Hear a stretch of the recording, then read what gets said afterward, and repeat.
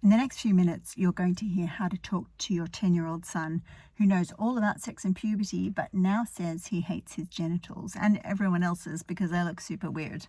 So welcome back to Sitting in a Car. I'm Sarah Sproul. I sit in a car each week answering a parent's question to help you raise your confident and caring young person who respects themselves and the people around them. So let's go through the whole question. I want to read it all to you so you have the same background that I have. Hi Sarah, I'm seeking some advice. I have a 10-year-old son who knows all about sex and puberty, which is awesome. Thanks to you giving me the confidence to talk to him about it.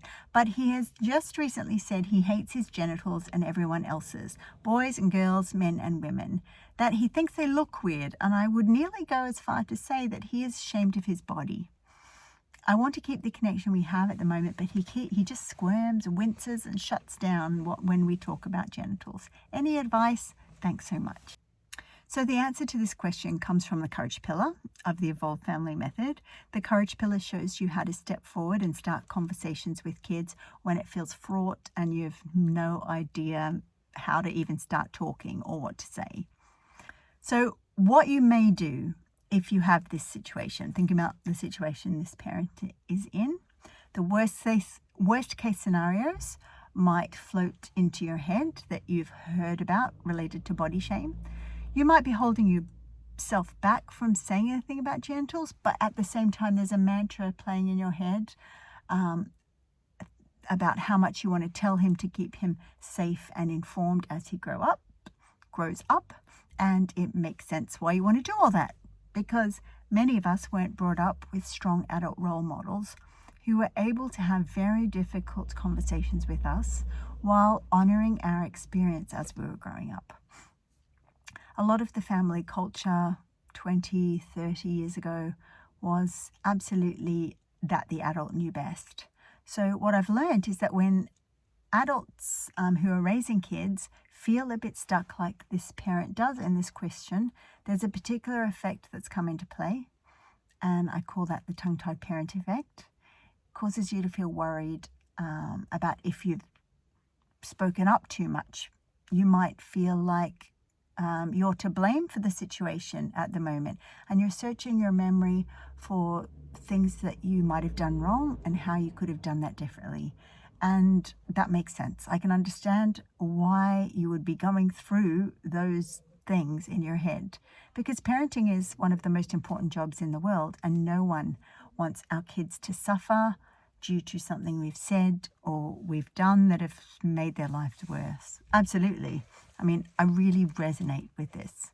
So in this episode, I'm going to show you how to talk to your 10-year-old son who knows all about sex and puberty, but now he's saying he hates his genitals and everyone else's genitals too because they look so weird.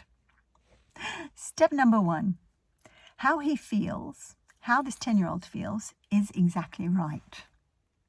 And this point is where the Evolved Family Method differs from other approaches for teaching kids about sensitive stuff that they need to know about their body, for example. At home, we have the honor and the privilege of being to put our child first. We aren't following a curriculum, though there is, of course, a body of knowledge that benefits our kids for them to know. And unlike school, the way we teach our kids will change as they open up to us and we learn more about who they are. And that's because we're putting connection at the heart of our relationship. School does not do that. School puts information exchange at the heart of the relationship. So in this instance, your kid hates genitals. He thinks they're weird. He's given you that information, and that becomes a point of connection between the two of you. It's an honor knowing something about him like that you didn't know before. And it's a sign of success, actually. He obviously trusts you enough to tell you something like this. So what happens next? Step 2. When connection is a priority in a family, it doesn't matter how bad or weird a situation gets, every opportunity is a chance to show respect and compassion. So the Courage Pillar includes 16 different, I don't have enough fingers for that. 16 different strategies or techniques. We don't have time to go through all of them here, but I'm going to give you my favorite one, and it's called naming the elephant. It's a strategy that all the students going through the Evolve School get to practice, and it involves imagining what it must feel like to be our kid and experiencing whatever they're experiencing. So in this case, hating the idea and sight of genitals and feeling revolted every time the subject is brought up, that's the experience of the child in this question, right? So any one of us would be feeling delighted with ourselves for having had open chats about body parts with our kids, not knowing that when they're happening, our kid is cringing inside. So stepping into compassion in this instance, in this situation in which this parent is in, could sound like something like this. Because in the moment when we are stepping into compassion to connect with our child, we are really going to the depths of how difficult and painful it might be for them.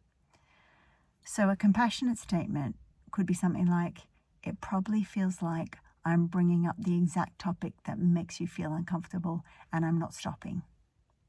Or you could say, it sounds like you're bombarded with information about something you actively hate and nobody's taking your feelings into account.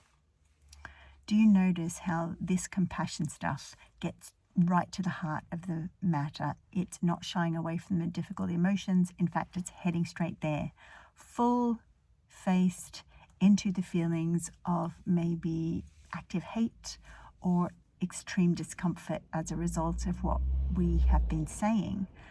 And that ability not to turn away and to stay focused and present in the presence of really complex, difficult, even painful emotion is the root and the heart of naming the elephant strategy, which is the core skill inside the courage pillar of the Evolved Family Method. Step number 3. It is possible to do both. And when I say both, I'm saying to show compassion and continue to talk about sensitive stuff. Remember that every child we raise will be different and will have a different developing sexual self. Knowing that he's discovering who he is, how could you ask him what else about his body he's discovered or learnt? You might even like to say, what else about your body do you find difficult? Because what's happening there is you're giving him permission to talk about really difficult things. I experienced an example of how being given permission to talk about something difficult feels. Just this week, I was going in to see the pelvic physio, and we were talking about really intense private parts to do with my body, my pelvis, my pelvic floor, the births of my children, and the fact that they had given me a form to fill in, which essentially outlined everything we were going to talk about, really helped me prepare for the fact that I could say anything to her in the privacy of that clinic room. And it is possible to give those indicators to our children first too. Maybe not by filling in a form, of course wouldn't use that strategy, but by suggesting that in our family we get to talk about things that we don't like, things that make us uncomfortable, things that other people do that piss us off. So you've just learnt how to talk to a 10-year-old son who knows all about sex and puberty, but now says he hates his genitals.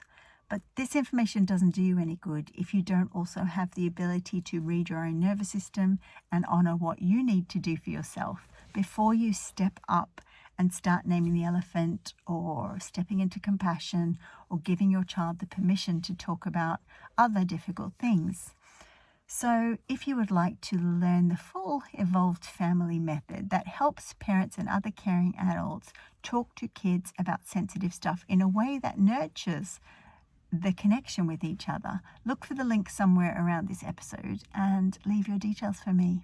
And that way I can let you know the next time the Evolve School opens. And that's sitting in the car for another week where I've answered a question to help you raise your confident and caring young person who respects themselves and the people around them. Bye for now. God damn it. Start again. Gonna stretch. Okay, let's keep going. Yay. Oh. Oops. Excuse me. It's tiring sitting in a car. Start that again.